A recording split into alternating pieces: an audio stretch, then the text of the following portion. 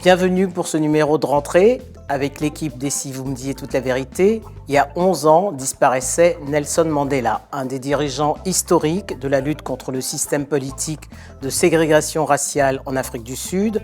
Pour commémorer la contribution à la promotion de la culture de paix du premier président noir d'Afrique du Sud, l'UNESCO a institué en 2009 la journée internationale Nelson Mandela, célébrée le 18 juillet, jour de sa naissance. Doudou Diène, bonjour. Bonjour.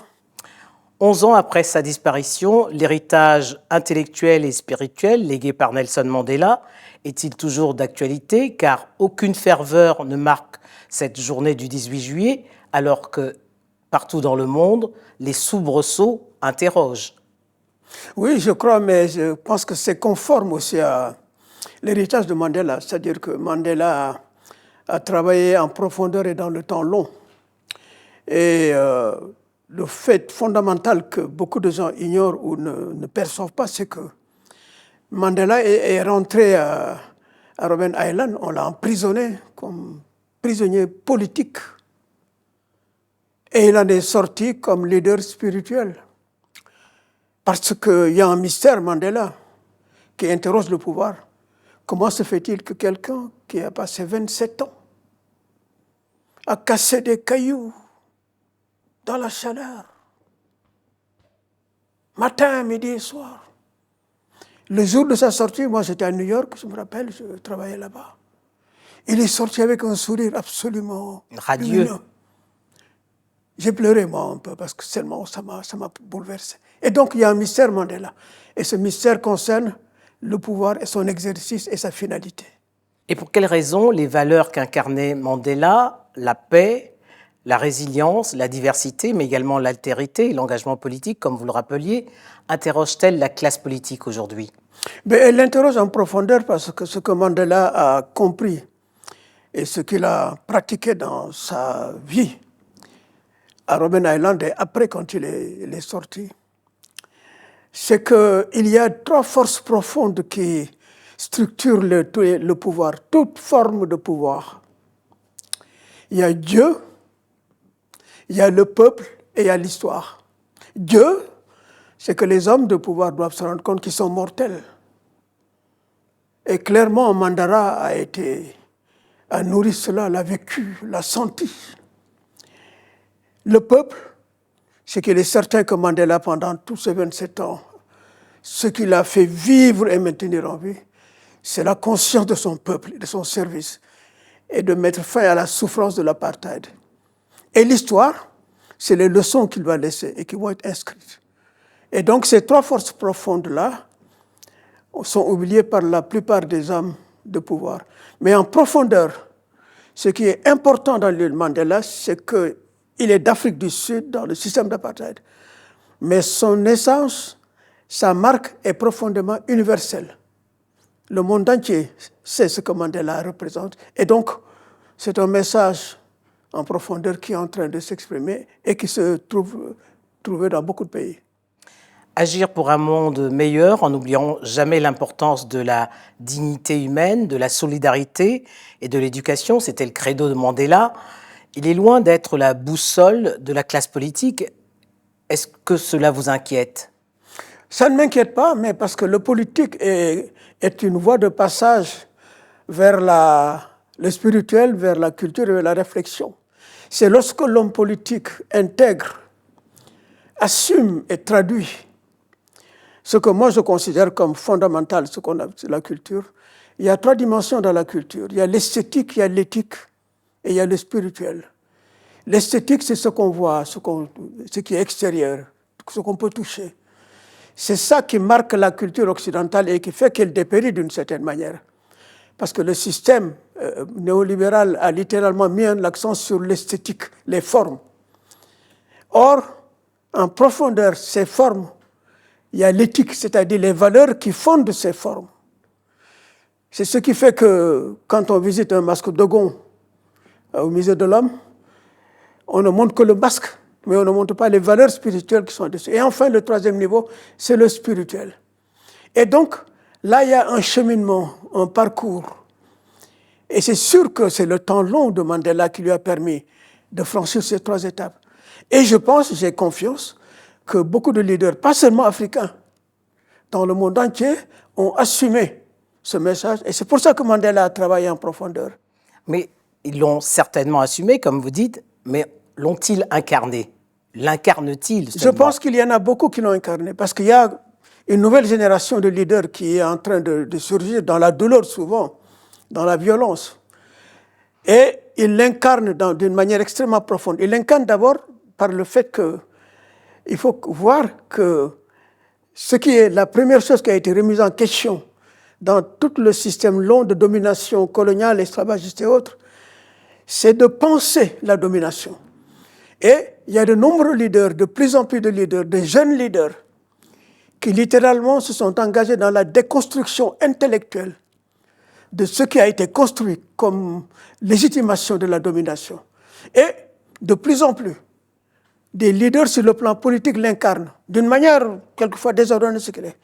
Et c'est pour cela que même les régimes militaires dont on parle actuellement en Afrique, il va falloir interroger en profondeur dans quel sens ce qu'ils sont en train de faire peut traduire. Ce que je veux dire, c'est qu'il n'y a pas de doute qu'il y a un mouvement en profondeur, une lame de fond, une quête de pouvoir. Comment incarner le pouvoir et le traduire? Quelquefois, ça se fait de manière désordonnée, mais quelque chose de très profond est en cours actuellement. Et je pense qu'il y a le message de Mandela est là. Il est compris et il est traduit. Y compris par les militaires. Je le comprends, parce que je pense qu'il ne faut pas se focaliser sur la nature de l'uniforme, le militaire ou le civil. Le monde entier, nous sommes dans un système néolibéral dominant. Ce qui domine, c'est le marché. Ce qui domine, ce sont les valeurs matérielles qui sont actuellement au centre, au cœur du marché. Et les résistances qui sont en train d'être faites sont faites à la fois par des intellectuels ou par d'autres personnes qui ont l'uniforme, etc. Et il ne faut pas oublier que beaucoup de militaires dont on parle sont des intellectuels qui ont un parcours intellectuel également. Et donc, ce qui est important, c'est le sens profond de ce qui est en train de se passer. Mais alors, quelle lecture faites-vous, Doudou Ndiaye, de la défiance que l'on constate aujourd'hui à l'endroit de la classe politique? Mais cette défiance, je pense qu'elle tient au fait à l'histoire, cet élément dont je parlais tout à l'heure. C'est-à-dire que toutes les classes politiques, pas seulement en Afrique, sont objectivement conçues et vues à travers le prisme du pouvoir et de l'exercice du pouvoir. Mais ce qui est extrêmement important, c'est qu'on sait maintenant, il y a un proverbe africain qui dit que dans la forêt, quand les branches des arbres se querellent, leurs racines s'embrassent.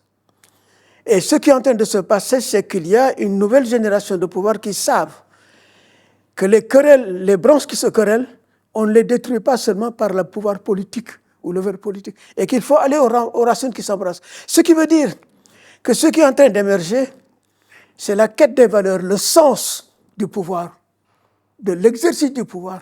Le pouvoir, pourquoi, comment, pour qui, dans le long terme. Et donc, nous sommes dans une phase de mutation et de transformation incarnée par ces nouveaux leaders d'une manière quelquefois désordonnée. Mais littéralement, et même brutale parfois. Souvent brutale. Le système dans lequel ils se confrontent est également brutal.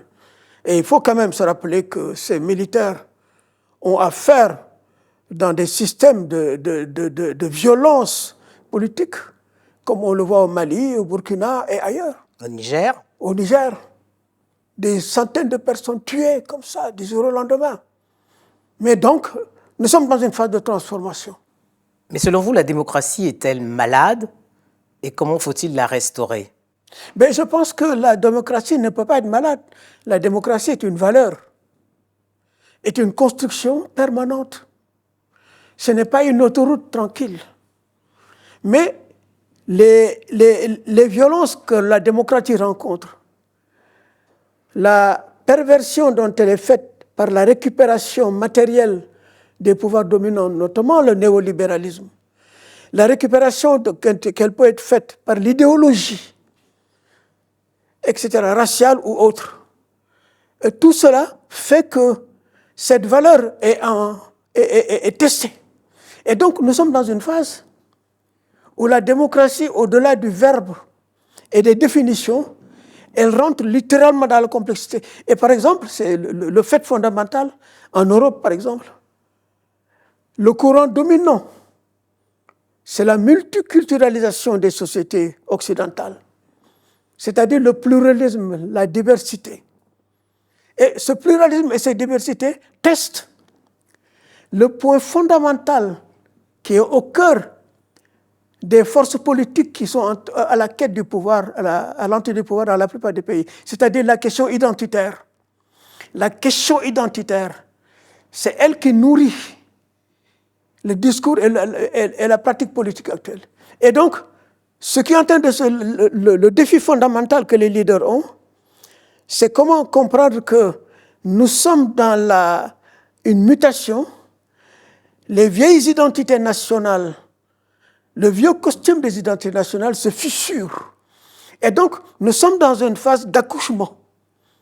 Tous les accouchements sont douloureux. Dans quelques jours, la France va accueillir, Doudou Diène, le 19e sommet de la francophonie. Que reste-t-il de l'idéal de Senghor, de Bourguiba, de Diori Amani et de Norodom Siadou? Il reste leur message, ce qu'ils ont dû et vécu, et leur exemple. Et leur vécu, leur exemple, est en train d'être pensé d'une manière extrêmement profonde, pas seulement par la jeunesse africaine, mais ce qui est leur message profond. Tous ces leaders dont vous avez parlé ont voulu assumer l'enfermement dans lequel, racial ou autre, dans lequel on a voulu les enfermer. Ils l'ont assumé. Mais ils l'ont transformé en universel.